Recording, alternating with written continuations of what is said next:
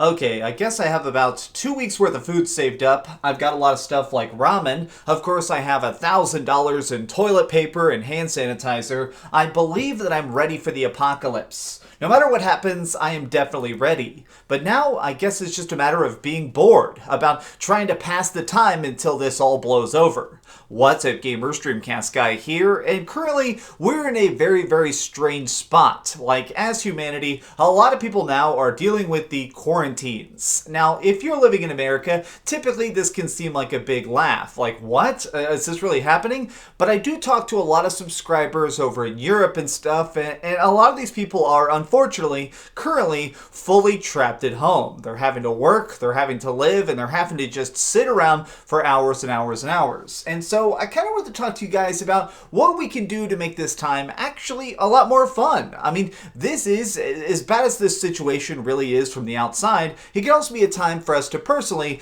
just catch up on our backlogs. I want to tell you about some of the games I'm playing and some suggestions to you that hopefully can make this time period a little bit enjoyable, if not chaotic. First and foremost, check out some online games. Look at stuff, that way you can kind of get that social fix. A lot of the major news websites and stuff right now are talking about social distancing, about isolating yourself, that way you can try and make sure that if somebody gets sick, it doesn't spread. And I think that as humans, we always have that urge to try and communicate, to talk to others, to make those connections. And funny enough, I do think that a lot of online games, they really do provide that in a different way. Like, one I would definitely recommend is anything that has a very positive online community. Phantasy Star Online 2, this is something I've been playing recently. It is extremely fun. The community is very vibrant and very positive, and there's in-game events like giant digital concerts and stuff that can make it where you sort of have that feeling of travel, even though obviously we're all stuck at home.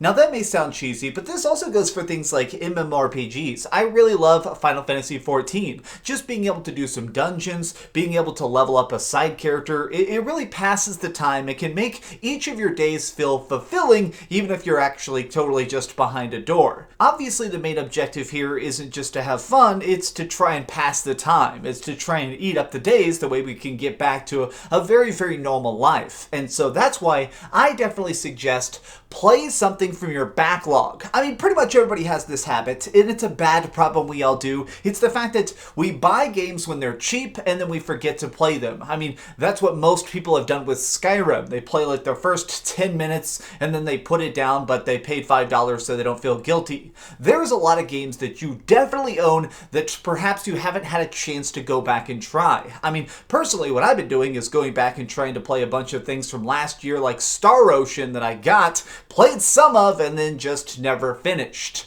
Something I would definitely say, try and play a single-player game that has a huge amount of side quests. Tiny activities like that are very entertaining, but I also like that they're so time-consuming. Something I've been trying out again is definitely Persona 5. I've always loved Persona 5, but a big part of that is trying to do all the dating and trying to do all the little side activities and trying to make friends with everybody in town to get the super weapons and stuff. That game is already hundreds of hours long, but if you try and do the platinum trophy and get every single little hidden collectible, you can actually put hundreds and hundreds of hours into it, which can easily eat up lots and lots of weeks in a very entertaining fashion. But on a more practical sense, something I've been talking to a couple gamers about already is that they've been saying, okay, I'm sitting at home, I'm playing games, but I'm not really bored yet. I'm just kind of listless. The fact that I can't go outside makes me so badly want to go outside. So here's a little suggestion that really helps me out personally. I will just go and game in different rooms.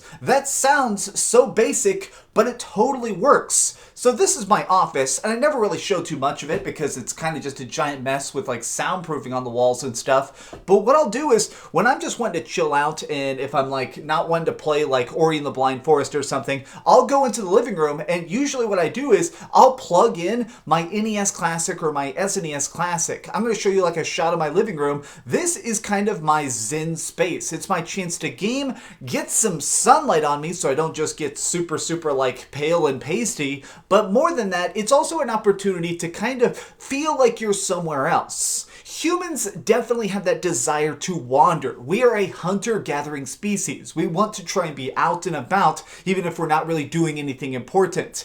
And when you have to stay at home, and when the government is saying, hey, it's dangerous to go alone, maybe just kind of chill out in different spots of your house. I've been trying to take time to just sit around and play games. Even if they are by myself, I feel like if I'm in a different location, it definitely helps me mentally to be in that new space. These times of turmoil where you're unable to have the freedom you may want can be annoying, but they can also lead to some great memories. Honestly, one of my favorite things to ever look back on is this time where I was really sick. I guess this was about 6 years ago. I was deathly ill from work. I mean, I was so extremely sick, I couldn't even really just walk around my own house. But what I decided to do was, because my whole face just hurt so badly and I had such a bad runny nose, I decided to just randomly hook up my Super Nintendo and play Chrono Trigger. And in just one sitting, I beat Chrono Trigger. I played it like 16 hours straight from opening scene to ending credits,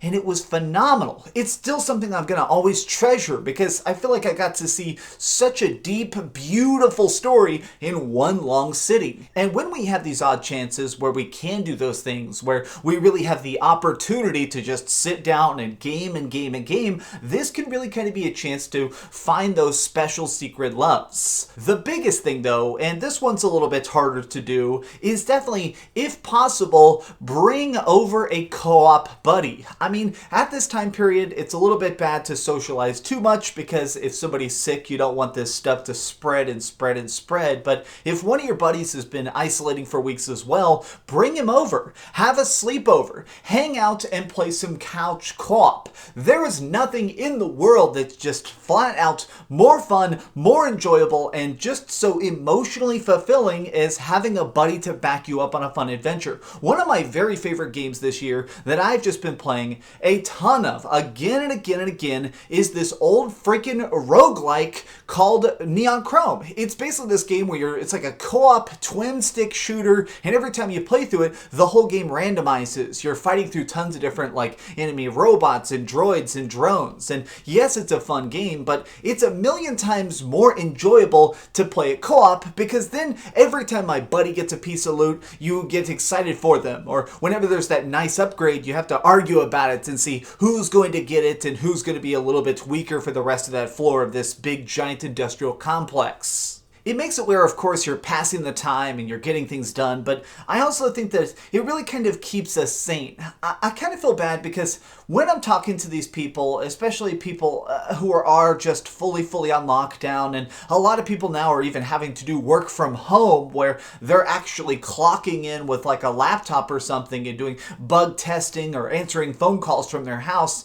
they're starting to go a little bit stir crazy and they're going, is this really worth it? I want to tell you guys, especially as gamers, we're tough. We can handle this. Stuff is a little bit crappy right now, but it will bounce back. This is a temporary annoyance that will definitely be resolved. Also, if you're somebody, I'm speaking now to like streamers and YouTubers, keep making content, keep streaming, keep getting in front of the camera. A lot of people right now are definitely bored. A lot of people now are kind of just sitting there and wondering if things are going to get better. You can actually give them the entertainment they need. I think that this is a weird time, but I think that we're all going to be able to beat this. Just like we've beaten hundreds of games, just like we've beaten hundreds of dragons, we're going to get things going. Well, these have just been some off-the-cuff thoughts, and I hope that they help somebody because I don't know. If I'm just being completely honest, this stuff does creep me out. I'm a little bit unnerved by all of this. So many of y'all have been tweeting me, wanting me to be safe, wanting me to stock up, wanting me to be okay. I just keep seeing so many like messages of people in empty shopping markets and stuff, and if I'm just being completely brutally clear here, it does freak me out. But I'm also confident that if we're careful, everything will be okay. I love you guys a bunch. And this isn't really a Dreamcast Guy video. This is a Max video. Stay safe and keep dreaming. Thanks so much for watching that video. If you want to see something else, you can always click this link to see what I put up last, or, subscribe and see what's coming up next. Also, I promise that whatever I do, it'll try not to suck.